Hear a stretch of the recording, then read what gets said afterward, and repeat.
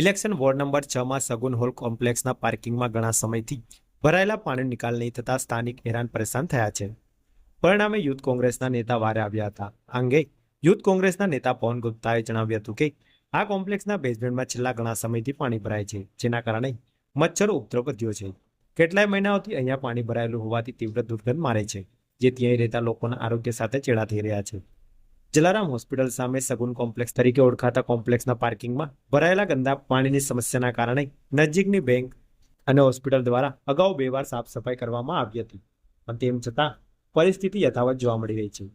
નોંધનીય બાબત એ છે કે યુથ કોંગ્રેસના નેતા જે આ વિસ્તારના સ્થાનિક પણ છે, તેમણે પાલિકા તંત્રને અનુરોધ કર્યો છે કે વડોદરા શહેરમાં આવા અનેક કોમ્પ્લેક્સો છે જેના બેઝમેન્ટમાં આવી પરિસ્થિતિ સર્જાઈ હશે, તો તેનો તાગ મેળવવો જોઈએ નહીં.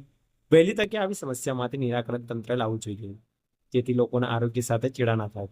કારણ કે આગામી સમયમાં હવે વરસાદનો સિઝન છે, ત્યારે વરસાદના કારણે પણ પાણી ભરાવાની સમસ્યા સર્જાશે. વડોદરા શહેરના વારસિયા રોડ પર આવેલા પ્રેમદાસ જલારામ હોસ્પિટલના સામેના કોમ્પ્લેક્સમાં પાછલા ઘણા સમયથી એના સ્થાનિક નાગરિકો મચ્છરના ઉપદ્રવથી ત્રાસી ગયા છે. એ મચ્છરનો ઉપદ્રવ કેમ થઈ રહ્યો છે, જ્યારે એની ખંખોળ કરવામાં આવે તો જાણવા મળ્યું કે આ કોમ્પ્લેક્સના બેઝમેન્ટમાં વર્ષોથી પાણી ભરાઈ રહ્યા છે અને પાણી ભરાઈ રહેવાના કારણે અહીંયા ડેન્ગ્યુ જેવા મચ્છરોએ પોતાની એવું કહેવાય ને એક અડ્ડો બનાવી લીધો છે અને એના જ કારણે આજુબાજુના સ્થાનિક લોકો મચ્છરોના ત્રાસમાં જીવન વિતાવી રહ્યા છે. ત્યારે હું કોર્પોરેશનને જાગૃત થવા માટેની એક અપીલ કરી રહ્યો છું કે વડોદરા શહેરના આવા જેટલા પણ કોમ્પ્લેક્સો છે એ તમામ કોમ્પ્લેક્સોના અંદર એક સરપ્રાઇઝ ચેકિંગ કરવામાં આવે અને આવી રીતે બેઝમેન્ટમાં જે પાણી ભરાઈ રહ્યા છે એનો તાત્કાલિક ધોરણે નિકાલ કરવામાં આવે. કારણ કે આપણે જોઈ રહ્યા છે એવી રીતે કોરોનાની ત્રીજી લહેરની શરૂઆત થઈ ગઈ છે. સમગ્ર દેશ કોરોનાના ત્રીજી લહેરના અભરખામાં ધીરે ધીરે ભરાતો જઈ રહ્યો છે. ત્યારે એવા સંજોગોમાં આવી રીતે ડેન્ગ્યુ મલેરિયાના અભરખામાં પણ જો શહેર ભરાવે તો શહેર કઈ રીતે અને કેટલી જગ્યાએથી પોતાને સાચવી શકે એવી એક મોટો સવાલ છે.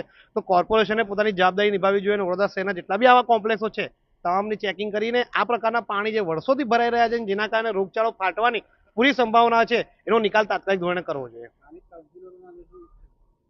સ્થાનિક કાઉન્સિલરો વડોદરા શહેરના આ વોર્ડ નંબર 6 માં આવે છે અને વોર્ડ નંબર 6 ના અંદર ઘણા કાઉન્સિલરો સ્ટેન્ડિંગ ચેરમેન બી છે. કાઉન્સિલર 2 ટર્મથી અહીંયા કાઉન્સિલર તરીકે પોતાનું કાર્યકાળ બી નિભાવે છે.